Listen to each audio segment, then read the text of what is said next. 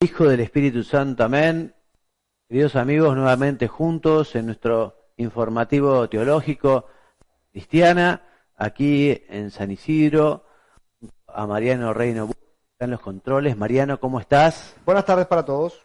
Muy bien, Mariano, vos sabés que ya estamos en nuestro programa 14 y hoy vamos a comenzar a hablar algo de historia de la Iglesia, ¿no? Vamos a hacer 2 programas de historia de la Iglesia, porque es un tema, bien lo vamos a galopar, porque vamos a ir al galope de la historia de la Iglesia, son muchos temas. Así que, en fin, evidentemente esto es una invitación a que después uno pueda aprovechar para, no sé, estudiar un poco más. Es muy interesante la historia de la Iglesia, hay muchos libros de historia de la Iglesia, creo también hay gran material audiovisual. Hoy a la gente le cuesta menos lo audiovisual, ¿no?, que la lectura, ¿no? Pero bueno, la lectura también permite justamente que las cosas se asienten, decanten, uno puede parar esa lectura como para profundizar, como para releer, como para meditar, cosa que a veces en lo audiovisual, digamos, al ver...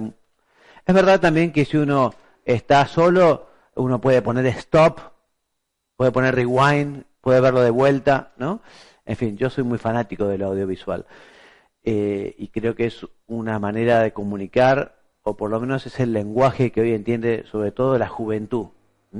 Así que, en fin, historia de la Iglesia. Hay tantas cosas lindas para leer sobre nuestra queridísima Iglesia, de modo que, en fin, ya les digo, vamos a galopar en el tema, pero invitándolos a que si quieren profundizar en alguno de estos temas, o por ejemplo en la historia de los santos. Y uno de los mejores consejos que recibí, Mariano, te cuento, de siendo chico, es leer historias de los santos, porque efectivamente hay muy buenas biografías y que dejan su marca en el corazón, ver personas que de carne y hueso, que la han peleado, que la han sufrido y que han confiado mucho en Dios, han salido adelante, en fin.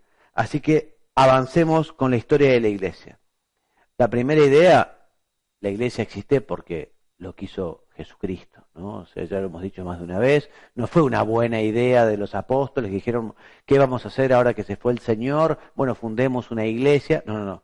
La idea fue del mismo Cristo. Por eso Mateo 28, 19 nos recuerda cómo el Señor nos mandó a todos los hombres, a los apóstoles y a todos los que lo seguimos, a ir por todos los pueblos, bautizando a las personas en nombre del Padre y del Hijo y del Espíritu Santo. Y Jesús nos promete, yo estaré con vosotros todos los días hasta el fin del mundo. O sea que el Señor camina junto a su iglesia, el Señor camina junto a su pueblo. La barca de Pedro no se hunde, aunque a veces parece que la tormenta es grande y que efectivamente aquello puede ser una catástrofe, no se hunde. Jesucristo prometió que efectivamente la iglesia iba a estar hasta el fin de los tiempos, que Él la cuidaría especialmente. Entonces, en la historia de la iglesia se encuentra ese entrelazarse entre lo divino y lo humano, ¿no? La historia de la iglesia tiene cosas sorprendentes y maravillosas, de grandes ejemplos, de grandes santos, de grandes virtudes, de grandes proezas, pero también la iglesia no está compuesta solo por santos, también estamos nosotros, y es parte de la historia, bueno, los desastres que hemos estado haciendo a lo largo de esta historia, que no son digamos, no pertenecen al querer de Dios. Es la historia del pecado y de los pecadores, y que pedimos perdón y nos arrepentimos, y no tiene nada que ver con el mensaje de Jesús. Por eso también, cuando a veces critican a la iglesia por el mal comportamiento nuestro, ¿no?, cuando nos portamos mal, es absolutamente injusto, porque el Señor lo que vino es a decir la verdad, a predicar la bondad, la entrega, la generosidad, un camino de paz, un camino, ¿no? Ese es el camino de Jesucristo, ¿no? Después, cuando nos apartamos, bueno, hay algunos aspectos de esta historia de la iglesia que realmente sorprenden. En primer lugar, su catolicidad. La iglesia está en la tierra para todos los hombres, de todos los tiempos, de todas las culturas, de todos los países. En fin, la Iglesia por naturaleza es peregrina, está llamado a ir, a salir, ¿no? A buscar. La Iglesia Católica a lo largo de 2 milenios ha permanecido siempre siendo el mismo sujeto, ¿no? La misma doctrina, unida a la misma fe, a los mismos sacramentos, a la misma jerarquía, desde los apóstoles. Y además, en todas las generaciones, ha reunido hombres y mujeres de los pueblos y culturas más diversas y de zonas geográficas de todos los rincones de la tierra.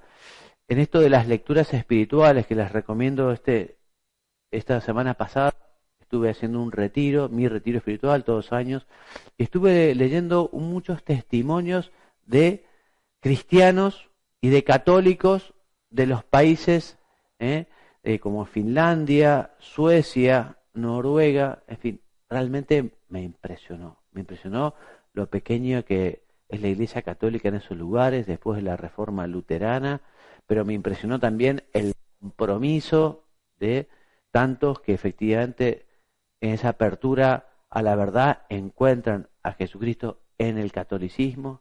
El año pasado, también haciendo el retiro, leí testimonios de vida cristiana de quienes viven en Japón, ¿no? O sea, unas culturas muy distintas a las nuestras y efectivamente el amor a Jesucristo igual, ¿no? La entrega, la generosidad, en fin, esta iglesia del Señor que llega, ya decimos, a todas las culturas. También se caracteriza la iglesia y su historia por esta acción misionera, decíamos recién, ¿no? En todo tiempo y en todo lugar para predicar el Evangelio. Por la capacidad en cada generación de producir frutos de santidad, ¿no? En personas de todo tiempo y de toda condición, gente que realmente deja su vida por amor a Dios, por amor a los demás, ¿no? Y también es llamativo el poder de recuperación de la iglesia, porque la iglesia ha pasado por momentos muy difíciles, por momentos muy oscuros, por momentos de crisis, ¿no? A veces graves, pero ha salido a flote porque justamente es el Señor quien se ocupa de su iglesia. Vamos a hablar ahora de la antigüedad, desde el inicio, desde la ascensión del Señor, desde la venida del Espíritu Santo, hasta el año 476, un año importante porque es el año de la caída del Imperio Romano de Occidente. Les decía, Jesucristo sube a los cielos, le dice, bueno, vayan, prediquen, enseñen, y efectivamente los apóstoles se desparraman y comienzan a existir las primeras comunidades cristianas, empiezan a existir los primeros obispos, que son los que justamente suceden a los apóstoles. Bien, entonces comienza la semilla de Jesucristo, la semilla del Evangelio a esparcirse, ¿no? Por eso desde el siglo I el cristianismo comenzó a propagarse bajo la guía de San Pedro, los apóstoles, después sucesores. Se asiste a un progresivo aumento de los seguidores de Cristo, sobre todo dentro de los confines del Imperio Romano. Ya en el siglo IV aproximadamente eran el 15% de la población ya eran cristianos, o sea, la semilla del cristianismo realmente llegó rápido a mucha gente, ¿no? Esta nueva religión se difundió luego por otras fronteras, ¿no? Armenia, Arabia, Etiopía, Persia, India, ¿no? Y el poder político romano comienza a ver en el cristianismo un peligro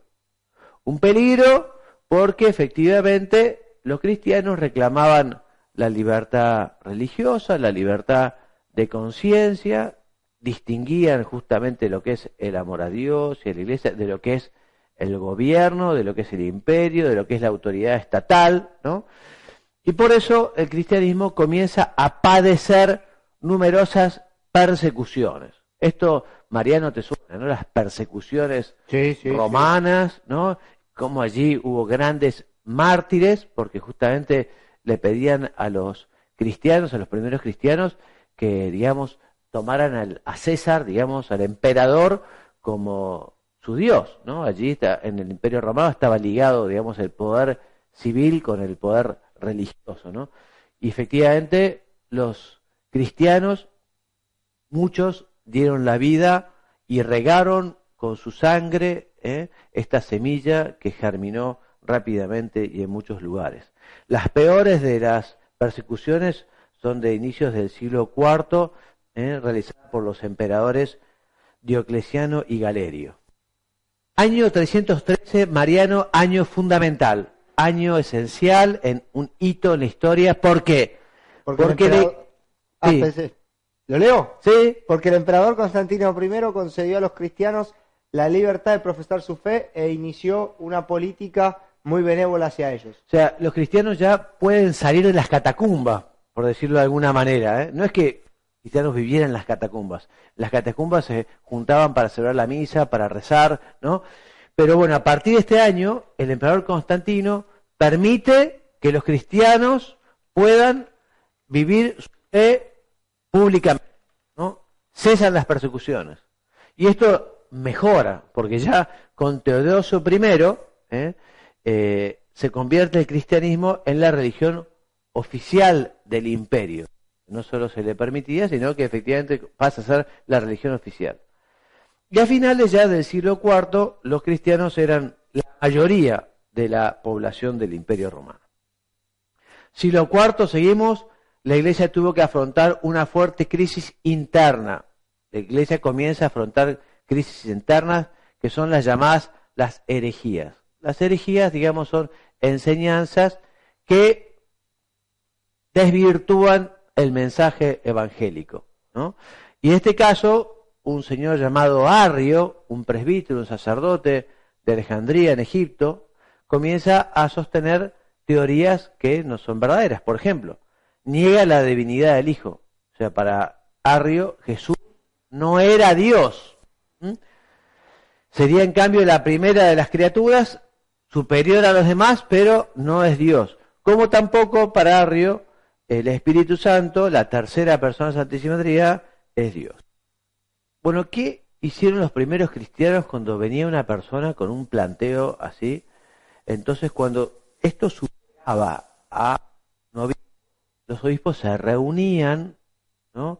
Y son los primeros concilios. Los concilios son justamente la reunión de los obispos y de los conocedores, de los teólogos, que cuando hay un problema de tipo teológico, lo que hacen es estudiar el mensaje de Jesucristo y justamente decir cuál es la verdad en cuestión, ¿no?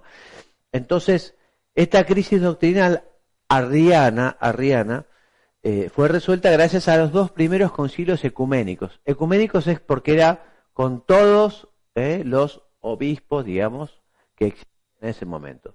El primero es en Nicea, del año 325, y el segundo de Constantinopla. Estos dos concilios, además, en estos dos concilios, se forma el credo. ¿Vos sabías, Mariano, que el credo, creo en Dios Padre Todopoderoso, se puede llamar credo niceno-constantinopolitano, ¿no?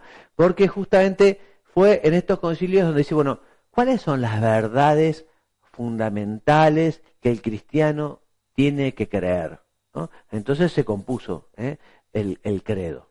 Entonces, estos dos primeros concilios condenan el arrianismo y proclaman solemnemente que el Hijo es consubstancial, o sea, de la misma naturaleza que el Padre, ¿no? Homoousios. Y el Espíritu Santo, ¿no? También. Y compone lo que te decía, el credo, este símbolo, niceno constantino. Bueno, el arrianismo sobrevivió hasta el siglo VII más o menos, porque tenía misioneros muy fervorosos que lograron convertir a su credo a muchos de los pueblos germánicos, que después, poco a poco, fueron conociendo el catolicismo. Siglo V, otras dos herejías cristológicas, ¿no? Que es el nestorianismo y el monofisismo. Estas herejías, podríamos decir, que tienen un cierto efecto positivo, porque así como avanza la teología, o sea, la teología, como estudio del mensaje de Dios, del mensaje divino, lo que hace fundamentalmente ante los problemas de las herejías, ante las cuestiones, las enseñanzas equivocadas, es justamente estudiar, ¿no? Y definir qué es lo correcto, para así el pueblo fiel no se confunde. El nestorianismo afirmó que la existencia de Cristo, que Cristo tiene dos personas, o sea que es un error, porque ¿te acordás, Mariano? Cristo es una persona, dos naturalezas. ¿Cuáles son las dos naturalezas? Humana y divina, porque es una persona, pero que es verdadero hombre y verdadero Dios en una persona. Esto queda claro, entonces, la respuesta al nestorianismo. Y también fue condenado Nestorio en el concilio de Éfeso, en el año 431, que reafirma justamente la unicidad de persona de Cristo. De los nestorianos, yo no los conozco, yo no sé si vos, Mariano, los conocés, las iglesias ciro-orientales, malabares, separadas de Roma, en fin, es unas iglesias, digamos, que surgen del nestorianismo, ¿no? El monofisismo es otra herejía, digamos, que lo que afirma fundamentalmente es que Cristo tiene una sola naturaleza. ¿Y qué dijimos, Mariano? ¿Cuántas naturalezas tiene? Dos. Humana y divina. Y divina. ¿Pero qué dicen? ¿Que la humana no existe? Claro, dice que la humana no existe, que la divina absorbió la naturaleza humana, así como si fuera una gota de agua dulce en un mar salado, ¿no? Entonces, que tendría alguna apariencia, pero que no era hombre verdadero. ¿Y qué era? ¿No lo especifican? Dios, ¿no? Ah. Pero sin ser hombre. Entonces el concilio de Calcedonia, años más tarde, afirma que Cristo son dos naturalezas. Es hombre y es Dios, ¿no? Unidas en el verbo, la persona del verbo, sin confusión, sin mutación y también sin división ni separación. Total hombre, total Dios. Estos dos adverbios definen, ¿no?, que Jesucristo, su naturaleza humana y divina, está inconfusa, inmutable, indivisa e inseparable, en latín. De los monofisistas derivan unas iglesias, la iglesia copta, la iglesia ciro-occidental, las armenas, etiópicas,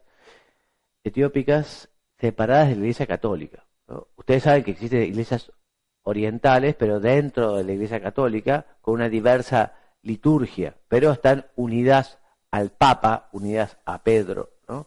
Estas iglesias están separadas de Roma. Bueno, en los primeros siglos de la historia del cristianismo se asiste a un gran florecimiento de la literatura, ¿no? Lo que es la homilética, escritos de homilías, o sea, de sermones, también escritos espirituales, y estos grandes escritores, grandes pensadores, grandes defensores de la fe, se llamaron los padres de la iglesia. Los padres de la iglesia son unos hombres brillantes, ¿no?, que escribieron y que defendieron la iglesia. Yo te voy a pedir, Mariano, que vos me leas los padres de la iglesia más importantes, primero de Occidente y luego los padres más importantes de la iglesia de Oriente. San Ireneo de León, San Hilario de Poitiers, San Ambrosino de Milán, San Jerónimo y San Agustín. Perfecto. ¿Y de Oriente? San Atanasio, San Basilio, San Gregorio Nacianceno. Exacto. San Gregorio de Niza, San Juan Crisóstomo, San Cirilo de Alejandría y San Cirilo de Jerusalén. Bien, disculpame que te agarré.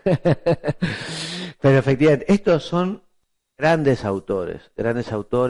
Existe una colección bibliográfica que se llama El Miñe, que recoge toda la literatura de los padres de la iglesia. Existe una materia en teología que se llama patrología. La patrología estudia las enseñanzas de los padres de la iglesia. Y hay dos formas de estudiar patrología. Se puede estudiar por autor. Dice, bueno, voy a leer todos los escritos de San Juan Crisóstomo. San Juan Crisóstomo, pico de oro, un hombre maravilloso, que escribió y publicó y predicó muchísimo. Pero también se puede estudiar por tema. Bueno, pues yo voy a estudiar el tema de la transustanciación, por ejemplo, en los padres de la iglesia. O el tema de los novísimos, de la muerte, del juicio, del cielo y del infierno, en los padres de la iglesia, ¿no? Recomiendo vivamente. Muchos conversos de las iglesias protestantes regresan a la iglesia católica estudiando los padres de la iglesia. O sea que hay muchísimos que dicen, bueno, volvamos a las raíces.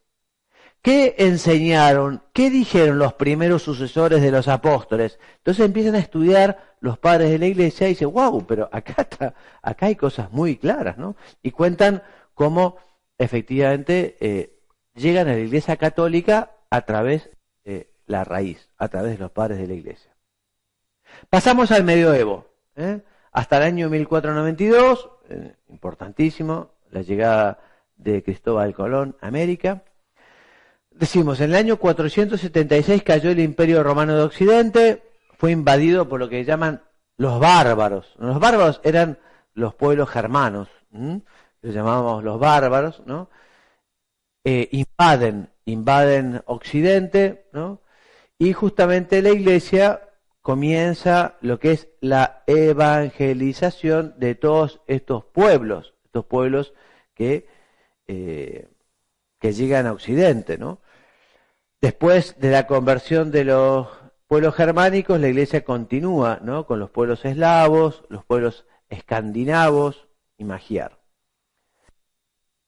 La Alta Edad Media, hasta el año 1000, fue un periodo difícil para el continente europeo por la violencia política, por las guerras, lo que lleva a un gran empobrecimiento cultural, una regresión económica, porque es continuas guerras, ¿no?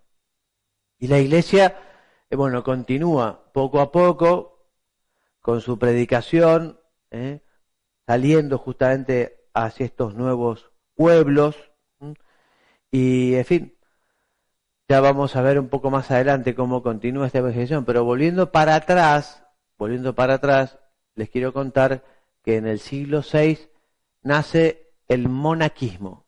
El monaquismo es una forma de vida por la cual algunos fieles se apartan del mundo para dedicarse a la oración, a la contemplación, a dar gloria a Dios a través justamente de ese trabajo, que puede ser también eso afuera de las ciudades.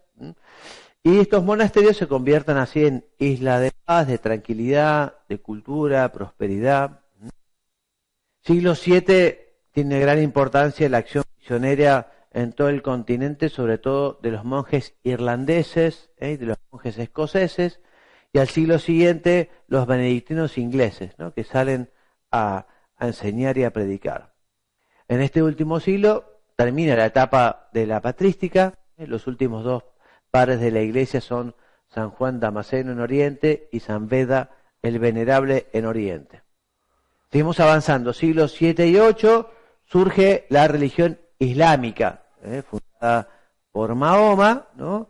Los árabes, cuando fallece Mahoma, se lanzan a una serie de guerras, porque Mahoma, digamos, la religión de Mahoma se extiende a base de cimitarra, digamos, ¿no? O sea que a base de la espada comienzan a expandirse, y en poco tiempo llegan a subyugar África del Norte y toda la península ibérica, ¿no? Casi toda la península ibérica, no llegaron a cumplir todo, pero casi toda, y así también separan lo que es el mundo bizantino del mundo latino germánico.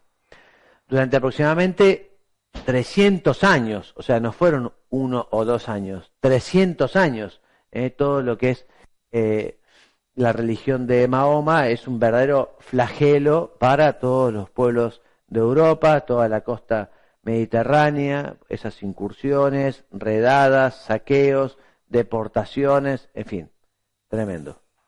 Y es a finales del siglo VIII que también, un tema importante para la historia de la Iglesia, es que comienza a institucionalizarse el poder temporal del papado. O sea, el papado como que necesita un cierto territorio, ¿no? Para poder también defenderse de también los señores feudales, para tener cierta independencia respecto de los poderes políticos. Llegamos al año 800. Carlomagno es coronado en la Basílica de San Pedro y se instaura el nuevo imperio, el Sacro Imperio Romano de Occidente.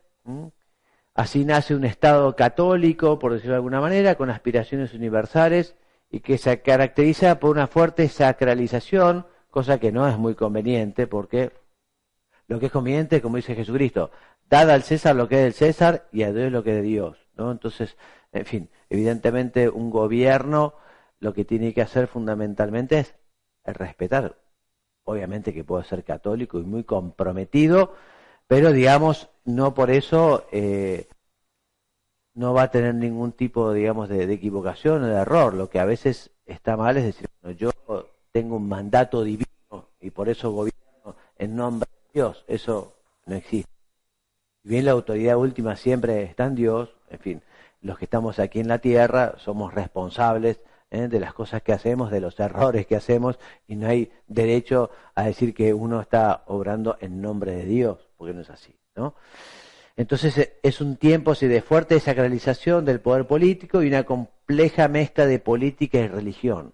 Los señores feudales entran en el gobierno de la iglesia, los cargos eclesiásticos comienzan a ser, digamos, impuestos a la iglesia por los señores feudales, en fin, se tiene una visión muy humana también de los cargos eclesiásticos.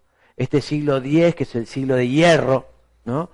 Se caracterizó por esto, porque el papado sufrió una grave crisis a causa de la interferencia de las familias nobles de Italia, ¿no? En la elección del papado y en el nombramiento de los obispos, ¿no? Viene una gran depuración después de este periodo más o menos decadente, ¿no? Con la famosa reforma gregoriana del siglo siguiente, ¿no? Ya el siglo XI, ¿no? Hay una gran reforma del clero, hay una gran reforma para la catequesis de todos los fieles, en fin, se pone mucho orden, ¿no? La reforma gregoriana, ¿no? Y también por todo lo que tiene que ver con la cuestión de las investiduras, o sea que ya comienzan a dejar de tener injerencia el gobierno temporal, el gobierno civil, en el nombramiento de obispos y de cargos eclesiásticos.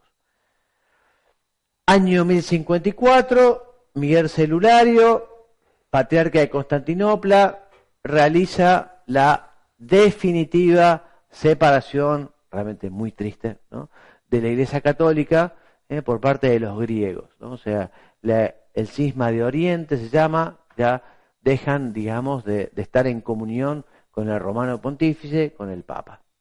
Este fue el último episodio de una historia realmente complicada, ¿no? Desde siempre, desde los inicios del cristianismo, Oriente y Occidente no siempre se entendieron, ¿no?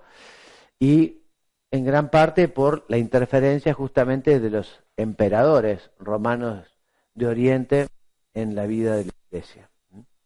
Este cisma afectó a todos los pueblos dependientes del patriarcado y hasta ahora afecta, por ejemplo, a los búlgaros, a los rumanos, a los ucranianos, a los rusos, a los serbios. En fin, hay que rezar por la unión de los cristianos, hay que rezar por la unión de los cristianos, que realmente consigamos ser uno como Jesucristo quiso que su iglesia fuera una.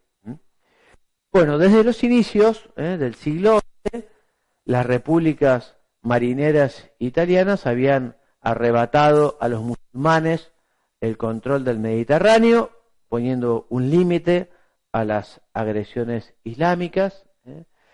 Este crecimiento del poder militar de los países cristianos tuvo como expresión también las cruzadas, también un tema para leer y un tema para estudiar. Hay gente que tiene una visión muy alejada de la realidad sobre las cruzadas, ¿no? Y sobre otros muchos temas, porque sobre la iglesia, digamos, existen varias leyendas negras, ¿no? Varias leyendas de la iglesia que se han querido dedicar a desprestigiar.